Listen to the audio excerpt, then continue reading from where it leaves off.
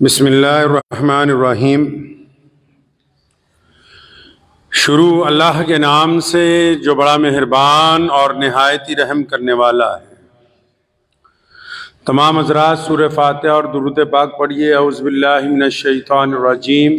बिस्मिल्लाहिर्रहमानिर्रहीम। अल्हम्दुलिल्लाहि रब्बिल आलमीन अर्रहमानिर रहीम मालिकि यौमिद्दीन।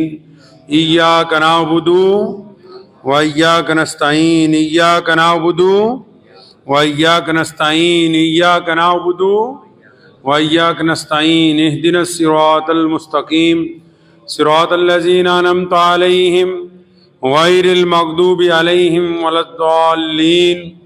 आमीन। दुरूद पाक पढ़ें। अल्लाहुम्मा सल्लि अला मुहम्मद व अला आलि मुहम्मद कमा सल्लैता अला इब्राहीम व अला आलि इब्राहीम इन्नका हमीदुम मजीद।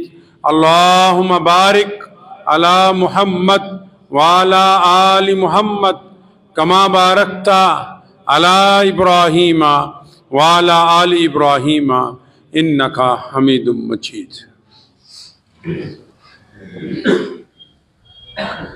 अल्लाह के प्यारे नबी हज़रत मोहम्मद रसूलुल्लाह सल्लल्लाहु अलैहि वसल्लम मदीना मुनव्वरा में बाजार से गुजर रहे थे। हर एक दुकानदार अपना सामान बेच रहा था तो नबी अलैहिस्सलाम अनाज वाली दुकान के आगे रुके। गंदुम वाले ने जो गंदुम की बोरियां भर के सजाया, गंदुम को, जौ को,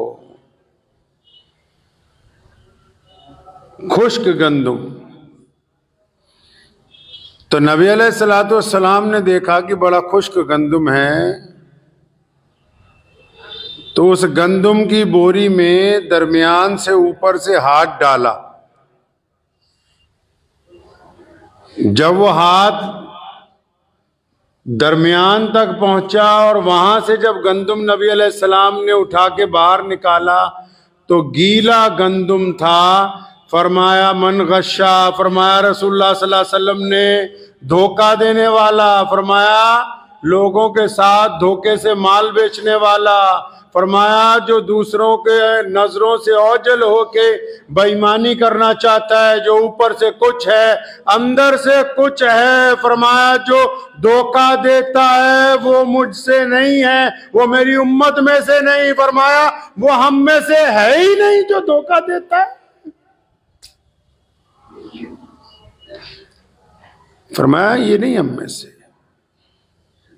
इमाम अबू हनीफा रहमतुल्लाह अलैह बहुत बड़े बिजनेसमैन थे, कारोबारी थे बहुत बड़े। तो अचानक जब बादल आ जाते थे तो फौरन अपने मुलाजिमों को कहते थे कि एक शोरूम बंद कर दो। उस दौर में लाइट तो नहीं थी, बिजली नहीं थी। मुलाजिमिन ने पूछा कि हजरत इतना बड़ा कारोबार है, इतने दुकान पे लोग आते हैं, लाइनें लग के आपका सामान बिकता है और मौसम खराब होता है तो आप फौरन कह देते हैं दुकान बंद कर दो। फरमाया हाँ, बादल आने की वजह से रोशनी कम हो जाती है तो जो खरीदार है, ग्राहक है, उसको ये समझ नहीं आ पाती ये कपड़ा कितने अच्छे मेयार का है या घटिया है। कहीं वो घटिया को अच्छा समझ के खरीद ले, उसके साथ धोखा हो जाए। और मेरे नबी अलैहिस्सलाम ने तो फरमाया कि धोखा देने वाला हम में से नहीं है, बंद करो इसको। जब सूरज की रोशनी होगी, साफ सुथरा पता लगेगा भला क्या है, चंगा क्या है, सफेद क्या है, गंदला क्या है, उस रोशनी में सामान को बेचेंगे। एक सहाबी रसूल सल्लल्लाहु अलैहि वसल्लम के बारे में आता है, घर पहुंचे, कारोबार करते थे जानवरों का, तो पूछा वो ऊँटनी कहाँ गई जो हमने यहाँ अलग से बांधी थी, बीमार है। तो नौकर ने बड़ी खुशी के साथ उनके आगे दिनार रखे कई सौ की, जनाब वो तो मैंने बड़ी महारत के साथ बेच दी। फरमाया अच्छा, उसको बताया था कि ये बीमार है, ये दौड़ नहीं सकती? कि नहीं नहीं ये तो नहीं बताया। बड़ों उससे पूछा था लेनी किस लिए है? ज़िबा करने के लिए लेनी है, सफर करने के लिए लेनी है, हल जोतने के लिए लेनी है, बाग में काम करने लगाना है। कह जी ये भी नहीं पूछा। अपने नौकर का हाथ पकड़ा, उस सड़क पर चल पड़े, उस सिमत चल पड़े जिस तरफ से खरीदार आया था। कई मील का सफर करके वो मिल गया, उसे पकड़ा, उसे बताया मेरे मुलाजिम ने गलत बयानी कर दी मेरे भाई, ये सामान में तो दाग लगा हुआ है। हाँ, खुद सुना मेरे नबी अलैहिस्सलाम ने फरमाया धोखा देने वाला हम में से है नहीं।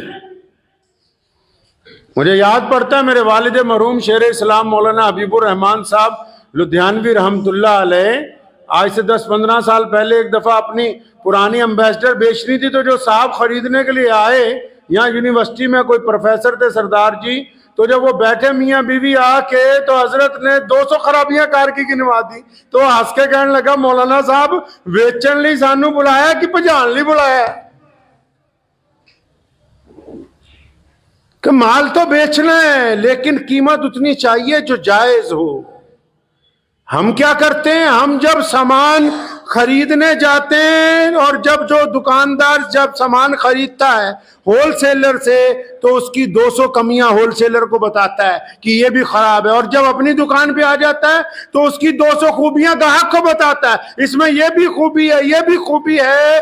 तो झूठ बोलकर जो काम किया, और याद रखो जिसको धोखा देते हो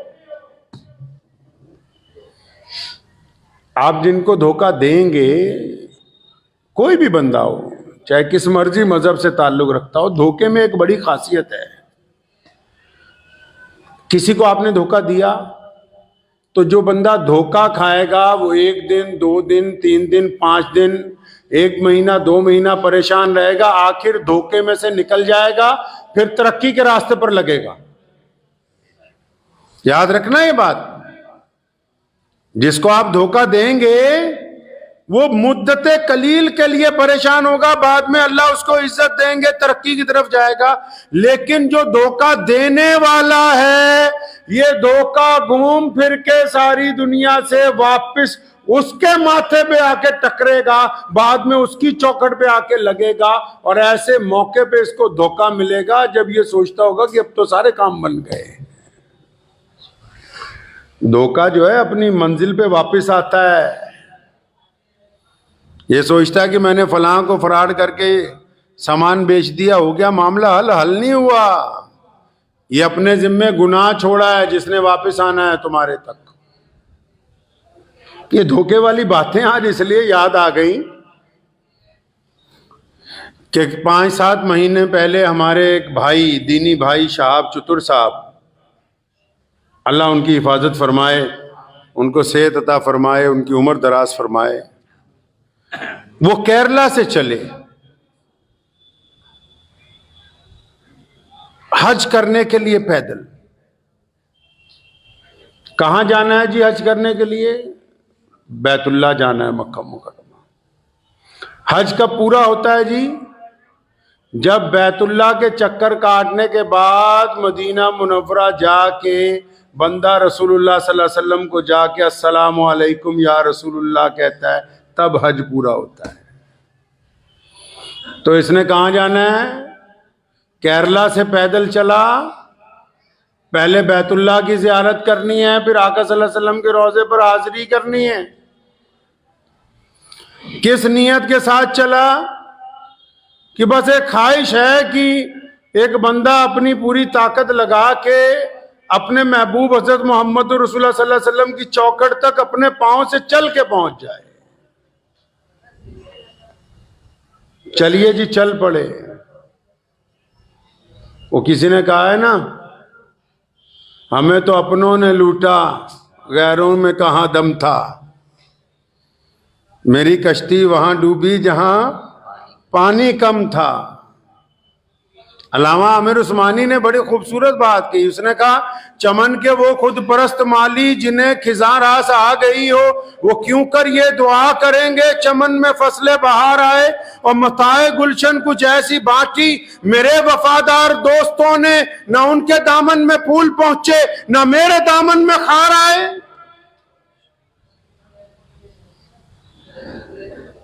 हजार जिद्दत तराजियों के मिजाज बदला करे जमाना, मगर यकीन रहे तो आमिर मिजाज बातिल वही पुराना। जुबां पे इस्लाम का वजीफा मगर ख्यालात काफिराना। हमारी पस्ती की इंतहा क्या, हमारी जिल्लत का क्या ठिकाना। गुनाह तो फिर गुनाह ठहरे, इबादतें भी मुजरिमाना। शाह भाई चल पड़े। रास्ते में जब केरला से निकले, आहिस्ता आहिस्ता लोगों को पता लगने लगा, तो लोग उनके पास आने लगे मुसाफे के लिए, जियारत के लिए। मैंने ये बात उनको भी कही, शाह साहब को।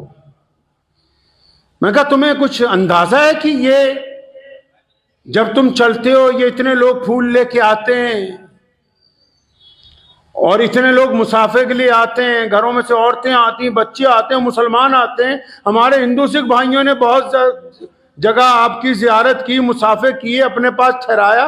भी क्या शाहब चतुर में हीरे लगे हुए हैं? आलिम है, कोई मुहद्दिस है, मुफक्किर है, कोई ख्वाजा मोइनुद्दीन चिश्ती अजमेरी की तरह वली है, क्या है? तो हमने उन्हें कहा कि शाह भाई, ये हम जैसे जितने लोग गुनहगार लोग, हम जो बार बार तुझसे मुसाफा करने आते हैं ना, इसलिए आते हैं कि तू मोहम्मद रसूलुल्लाह की तरफ जा रहा है, क्योंकि तुमने हमारे आका सल्लल्लाहु अलैहि वसल्लम के रोजे की तरफ पैदल सफर शुरू किया है। ये जो तुमसे मोहब्बत का जज्बा है, ये दर हकीकत मोहम्मद रसूलुल्लाह सल्लल्लाहु अलैहि वसल्लम से जो इश्क है, जो जुनून है, जो अकीदतें हैं, ये उसका एक हिस्सा है जो पूरी दुनिया के मुसलमान तुम पर निछावर कर रहे हैं। चल पड़े तो जगह जगह लोगों ने इस्तकबाल किया। यहां हमारे पंजाब में जब एंटर हुए तो मैं उनसे मुलाकाती हुआ। हमने कहा हमारे लायक जो खिदमत होगी बताइएगा। तो चंद दिन बाद उनका पहली दफा फोन आया कि सफर जो है वो आहिस्ता करना पड़ेगा, क्योंकि पड़ोसी मुल्क वाले, जब मैं चला था जाने से पहले पाकिस्तान की एम्बेसी में गया था, वीजा मांगा था, तो उन्होंने कहा कि जब बॉर्डर के करीब पहुंच जाओगे तब वीजा दे देंगे, ताकि मियाद 3 महीने की होती। तो अब जब आ गए, करीब आ गए, तो कहते हैं आज देंगे, कल देंगे, परसों देंगे, नरसों देंगे। तो जब और करीब आ गए तो वो चुप्पी हो गए, भी देंगे वीजा के नहीं देंगे। फिर एक झूठी अफवाह उड़ाई गई उनकी तरफ से, पड़ोसियों की तरफ से, कि जी भारत की सरकार जो है चिट्ठी नहीं दे रही। मुझ तक ये बात पहुंची। मैंने कहा जिनसे वीजा मांगा दरखास्त लिख के, क्या उन्होंने लिख के हमें एतराज दिया कि चिट्ठी लिखवा लो अपनी हुकूमत से? ये तो अजीब बात हो गई। जिनके घर जाना है वो कहते हैं कि पहले पीछे वालों से चिट्ठी लिखवा लो। भाई जिनके जाना है वो बुलाने के लिए तैयार नहीं है, लोगों को गुमराह करने के लिए। और जब हमने इसमें एतराज किया तो फिर वो चिट्ठी वाली बात जो है वो गायब होनी शुरू हो गई। शाह भाई अमृतसर के खासा में बैठ गए जाके। अब उन्होंने नई बात शुरू कर दी कि अच्छा ईरान का वीजा ले आओ, तब तुम्हें यहां से गुजरने देंगे, क्योंकि अगर हमने तुम्हें वीजा दे दिया, आगे जाने का रास्ता ना हुआ, तो हम कहां रखेंगे भाई तुम्हें।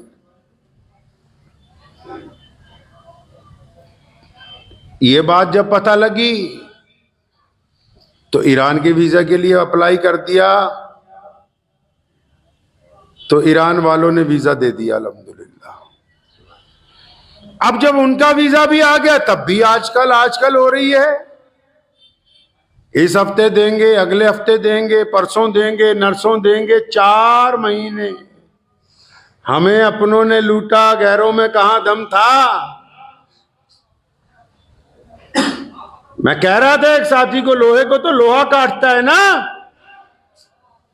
ये तो जा रहा था बैतुल्लाह की तरफ, भारत की सरकार ने तो कोई एतराज नहीं किया। मैं ये इसलिए नहीं कह रहा हूं कि हमारी सरकार है, इसलिए कह रहा हूं कि दुनिया की सबसे बेहतरीन बड़ी तादाद में मुसलमान इस मुल्क में रहते हैं और हमें पता है कि अपनी हकूक का, अपने दीन का, अपनी आजादी का तहफ्फुज किस तरह करना है। हमने कभी किसी से डर के कोई काम नहीं किया है। हो सकता है, होता रहता है, कुछ फिरका परस्त शोर मचाते रहते हैं, लेकिन इसका मतलब ये तो नहीं कि हमने अजान देनी छोड़ दी, नमाज पढ़नी छोड़ दी। इसका मतलब ये तो नहीं कि हम दीन पे नहीं चलते।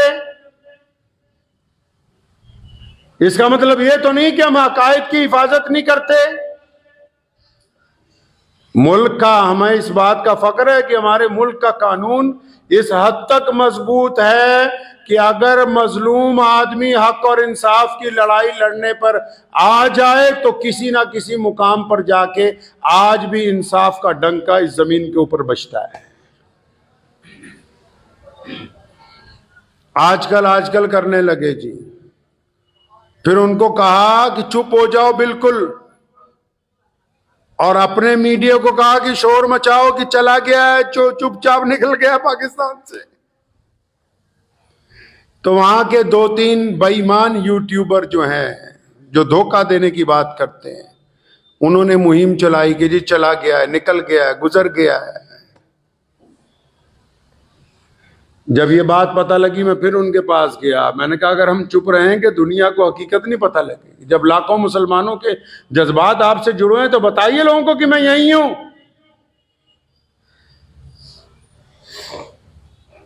तो जब बताया तो फिर वो हैरान रह गए कि झूठ पकड़ा गया।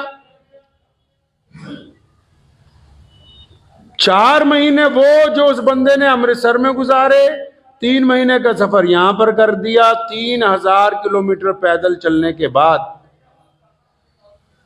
मैं बड़ी माफी के साथ पाकिस्तान के तमाम उलमा रब्बानीयीन ने, हर जगह हर बंदा नहीं खराब होता, और वहां की आवाम से माजरत के साथ कहना चाहता हूं कि पाकिस्तान की हुकूमत बददियानत हुकूमत है, धोखेबाज हुकूमत है, बेईमान है। मुझे बहुत सारे लोगों ने कहा कि कुछ ना कहना। स्पेन से एक साहब का फोन आया कि अपनी अगर खैरियत चाहते हैं, सेहत ठीक चाहते हैं तो पाकिस्तान के खिलाफ ना बोले। मैंने कहा हम हक और इंसाफ के लिए अपने मुल्क में रह के बोलते हैं, तो यह कौन सी बड़ी बात हो गई कि पड़ोसी का अगर कोई जालिम जुल्म करे तो हम उसके खिलाफ ना बोले। क्योंकि मौलवियों को मरवाना तो वहां की हुकूमतों का रवाज रहा है ना। पाकिस्तान में रवाज है उलमा कराम को मारना। तो वहां के उलमा और आवाम जो है दीनदार लोग, उनसे माफी के साथ कहना चाहता हूं कि आपकी हुकूमत बददियानत हुकूमत है। और शहाब चतुर का जो हज खराब किया पैदल, आप सोच रहे होंगे पैदल कैसे खराब किया। इस नीयत के साथ चला कि केरला से मक्के पैदल चलना है। यहां जब अमृतसर से वाघा से एंट्री हुई, दूसरे दिन सुबह को उसे जबरदस्ती रोते हुए को, बिलबिलाते हुए को पकड़ के लाहौर एयरपोर्ट से ईरान की फ्लाइट में बिठा के पाकिस्तान से बाहर निकाल दिया गया। ये कौन सी मुसलमान हुकूमत है जो एक मुसलमान को पैदल चलने का रास्ता अपने मुल्क में से नहीं दे सकी।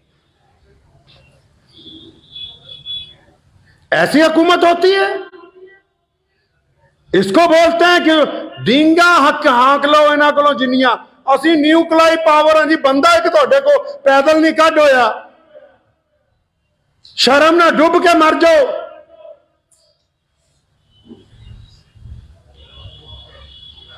कितना करम है। मैं आप ये देखें, हम इस मुल्क में, अलग बात है जो फिरका परस्त कुछ कहते हैं, और जब कहते हैं तो उलमा उसका जवाब देते हैं, अदालतें उसमें इंसाफ करती हैं, लाखों लोग मुसलमान नमाज पढ़ते हैं, सजदे करते हैं, इज्तिमा होते हैं। एक मुसलमान को पैदल रास्ता नहीं दे सके। एक उसका कसूर क्या है जी कि वो भारत में पैदा हुआ, क्योंकि वो हिंदुस्तान में पैदा हुआ है जी। काश के हिंदुस्तान की, भारत की सरहदें ईरान तक लगी होती तो आज ये बंदा खैरियत के साथ चलता हुआ मक्का मुकरमा अपनी उम्मीद, और जो उसने अल्लाह ताला से अपनी उम्मीद दिल लगाया कि मैं पैदल वहां तक पहुंचूंगा, आराम से चला जाता। तो इस हुकूमत ने क्या बेईमानी, इस बेईमानी में सिर्फ पाकिस्तान एम्बेसी के अफसरान नहीं, शहाब चतुर टीम के कई गद्दार शामिल हैं जो चतुर के नाम पर बिरयानियां भी खाते रहे, जेबें भी गर्म करते रहे, और बाद में घड़ियाली आंसू रो के मुसलमानों को दिखाने भी लगे। वो बेईमान यूट्यूबर गिनती के चंद ईमानदारों को छोड़ के जो सारा दिन धोखा देते हैं, बिल्कुल जैसे रसूलुल्लाह ने गेहूं की बोरी में हाथ डाला, नीचे गीला गेहूं था। जो यूट्यूबर सारा दिन झूठ बोलते हैं सिर्फ चंद चांदी के सिक्कों के लिए कि 5,000, 10,000, 50,000 आमदनी हो जाए, दबा के झूठ बोल रहे हैं, तो ये भी तो मोहम्मद रसूलुल्लाह सल्लल्लाहु अलैहि वसल्लम के उसी हुक्म में शामिल है।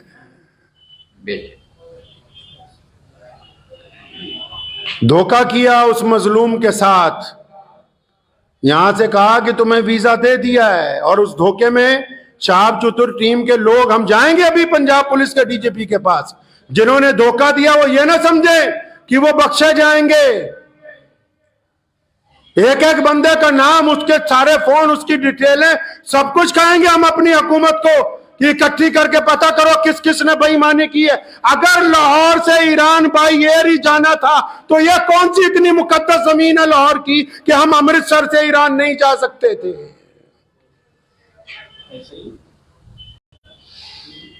वहां कौन से बहुत बड़े मुहद्दिस बैठे हुए थे लाहौर के अंदर जिन्होंने उसे उठा के जहाज के अंदर बिठा दिया। आज भी यूट्यूबर झूठ बोल रहे हैं जी, सुभान अल्लाह माशाअल्लाह, वो बताओ कि रो रहा है, बताओ कि बिलख रहा है, बताओ कि उसकी उम्मीदों पर पानी फेरा गया, बताओ कि उससे बेईमानी की गई, बताओ कि शहाब चतुर को धोखा दिया गया, क्यों नहीं बोलते। एक मुसलमान के साथ बेईमानी, पूरी दुनिया के मुसलमानों को धोखा, फिर ये कहना जी असी तो मुसलमाना दी सरकार है, लानत है ऐसी सरकार के ऊपर। काफिर और कहते किसको है जी?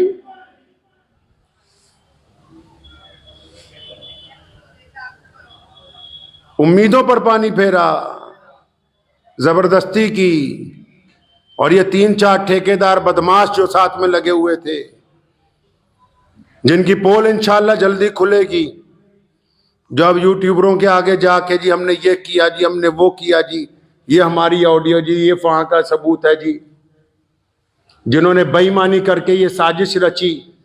क्यों भेजा हमारे मुल्क के एक आदमी को धोखे से पाकिस्तान? अगर उसने रास्ता देना ही नहीं था, अगर वो उसको पैदल ताफ्तान तक पहुंचा ही नहीं सकते थे, अगर वो अपने मुल्क में, हमारे मुल्क में 3,000 किलोमीटर चला वो बंदा, केरला से लेकर अमृतसर तक, कदम कदम पर तमाम मजहबों के लोगों ने, मुसलमानों ने तो करना ही करना था, तमाम रियासतों की हुकूमत ने इस बात का ख्याल रखा कि चतुर आराम से गुजर जाए, चतुर को तकलीफ ना हो कि एक बंदा हज करने के लिए जा रहा है, तुम उसको चंद किलोमीटर अपने मुल्क में चलाने के बाद ज्यादती करते हो और फिर ये कहते हो कि हम मुसलमान हैं। मैं वहां के भी उलमा से, जो दयानतदार लोग हैं, उनसे गुजारिश करूंगा कि जो बेईमानी कर रहे हैं वहां बैठ के, इनकी पोल खोलिए, कम से कम पता लगे कि हक पसंद कौन है, बेईमान कौन है। हालांकि जिस अंदाज से लाहौर के लोगों ने उसका इस्तकबाल किया वो बताता था कि अवाम के दिलों में मोहब्बत है, लेकिन जिस अंदाज से वहां की हुकूमत ने उससे जबरदस्ती करके उसे अपने मुल्क से निकाला, ये साफ तौर पे ये बात वाज़ेह है कि वो एक कमज़ोर हुकूमत है। उन्होंने अपने मुल्क को कमज़ोर किया, अपने मुल्क के अवाम की ख्वाहिशात की तकमील की परवाह नहीं की, और एक हज पे जाने वाले के साथ बेईमानी की गई, धोखा किया गया है। और वो ज्यादा खुश ना हो जो ठेकेदार बने थे, जिन्होंने शहाब भाई को धोखा दिया, शहाब के नाम पर अपने अपने मकसद हल करते रहे। हमारे मुल्क के इस नौजवान के साथ जो बेईमानी की गई है, इसके मुतालिक इंशाअल्लाह ताला हाई लेवल इंक्वायरी होगी। आप उस रात को तो ये किस्सा इसलिए सुनाया, पूरी दुनिया परेशान है, कोई समझ रहा वहां जा रहा, कोई वहां जा रहा। अल्लाह के बंदे, इधर पहुंचा उधर बेईमानी। ये हमारा शेवा है? यह गुनाह हो गया? हिंदुस्तान में, भारत में कुछ हो जाए, पाकिस्तान का मीडिया पूरा शोर मचाएगा, ये हो गया जी, वो हो गया। तुमने एक भारत के मुसलमान के साथ क्या किया बताओ भाई? क्या किया उसके साथ तुमने? वहां क्यों रोता हुआ गया है वहां से? वो क्यों नहीं वो पैदल चल सकता था उन सड़कों के ऊपर? आज मैं जिम्मेदारी से बैठ के कहता हूं, आज अल्लाह का शुक्र इस बात पे अदा करता हूं कि 1947 में मुजाहिद आजादी रईसुल अहरार मौलाना हबीबुर रहमान लुधियानवी ने इसी जामा मस्जिद से कहा था कि इस मुल्क का क़याम ना करो, और जब हो गया फरमाया मैं वहां नहीं जाऊंगा। ये अल्लाह का शुक्र रहा कि हम इस जमीन पर हैं, गर्चे हमारी तादाद कम है, लेकिन इज्जत के साथ 5 वक्त अज़ान दे के नमाज पढ़ते हैं। किसी मुसलमान के साथ कभी धोखा देने की नौबत नहीं आती है। इसलिए आप भी याद रखें, शहाब चतुर को दुआओं में तो याद रखें, लेकिन अपनी जाती जिंदगी में ये बात सीख लीजिए। अपनी जाती जिंदगी में ये बात सीख लीजिए, धोखा जिसको देंगे धोखा पलट के आएगा। चतुर का कुछ नहीं गया, अजर देने वाला अल्लाह है, उसकी नीयत पाक थी, उससे जबरदस्ती हुई है, अल्लाह के घर तक पहुंच जाएगा। लेकिन वो बदमाश चतुर के नाम पे जो ठेकेदार बने यहां, जो साथ में चलते रहे, जिन्होंने मुसलमानों को धक्के भी मारे, बदतमीजियां भी की, और बाद में उसको ये नहीं बताया कि वहां जा रहे हो, वहां जाती तुम्हें जहाज चढ़ा देंगे, और वो एम्बेसी वाले जिन्होंने उसके साथ ज्यादती की है, और चलो तुमने अपनी हुकूमत को खुश कर लिया सो कर लिया। अल्लाह ताला तो उत्ते बैठा है ना, फिर जवाब तो उधर देना है ना, खुदा नू, वो तो मौजूद है ना। अल्लाह तबारक व तआला की जात तो देख रही है। तुमने जो बदमाशियां की हैं, उस मजलूम के साथ जो धोखा किया, बेईमानी की है, और ये यूट्यूबर जो झूठ बोल बोल के पैसे कमा रहे हैं, ये पैसा अस्पतालों में जाना है। एक हाजी के नाम पर झूठ बोल बोल के जो दौलत इकट्ठी कर रहे हो, ये काम आने वाला नहीं है। दौलत किसी का काम नहीं आई, और मेरे रसूल सल्लल्लाहु अलैहि वसल्लम ने दौलत को पसंद नहीं किया। इसीलिए आज जुमे की नमाज से पहले आज के खुतबे में ये बात आप हज़रात को बताई कि शहाब के साथ हुआ क्या। वो ईमानदारी के साथ चला। पड़ोस के मुसलमान मुल्क ने एक मुकद्दस सफर को बेईमान बना दिया, एक मुकद्दस सफर पर दाग लगा दिया। कभी कहा कि लेटर ले आओ, कभी कहा ईरान का वीजा ले आओ, कभी कहा आज चलेंगे कल चलेंगे। साथ में जितने लगे हुए थे खाने पीने वाले, उनकी तो मौज लग गई,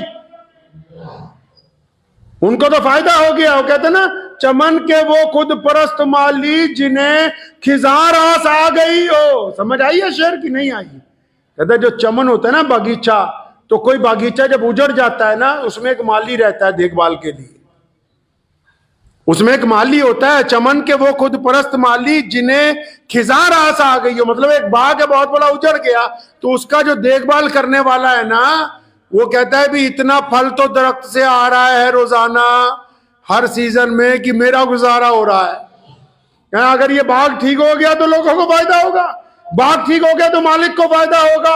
चमन के वो खुद परस्त माली जिन्हें खिजार आस आ गई हो, वो क्यों कर ये दुआ करेंगे चमन में फसलें बाहर आए। मताए गुलशन कुछ ऐसी बात थी, चतुर के वफादार दोस्तों ने ना उनके दामन में फूल पहुंचे, ना इनके दामन में खा।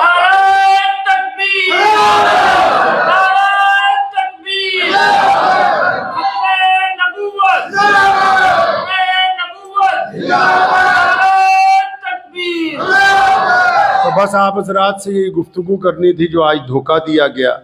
दुआ कीजिए शहाब चतुर की अल्लाह हिफाजत फरमाए।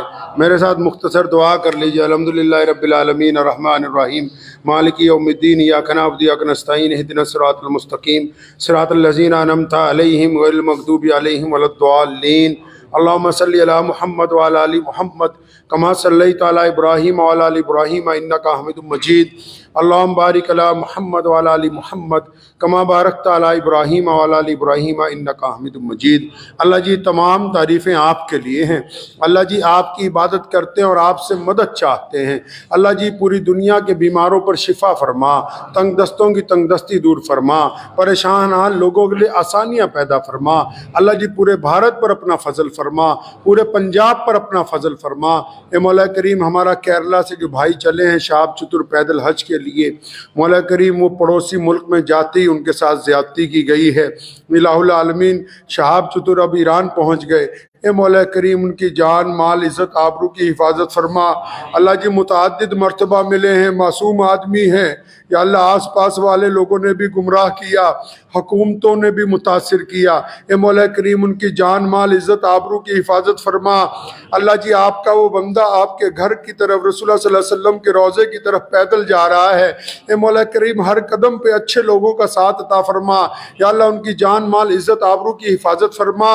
और या अल्लाह इस सफ़र में जो कमी आ गई इसको अपने फजल करम से पूरा फरमा दे और आफियत के साथ इस हज के अंदर उनकी शमूलियत को कबूल फरमा। अल्लाह जी इन मुख्तसर तरीन दुआओं को अपने प्यारे नबी हज़रत मोहम्मद रसूलुल्लाह सल्लल्लाहु अलैहि वसल्लम के सदक़े कबूल फरमाइए। अल्लाहुम्मा बारिक अला मुहम्मद व अला आलि मुहम्मद कमा बारकता अला इब्राहीम व अला आलि इब्राहीम इन्नका हमीदुम मजीद। व सल्लल्लाहु तआला अला खैरि खल्क़ि अजमाइन व बिरहमतिह। भारत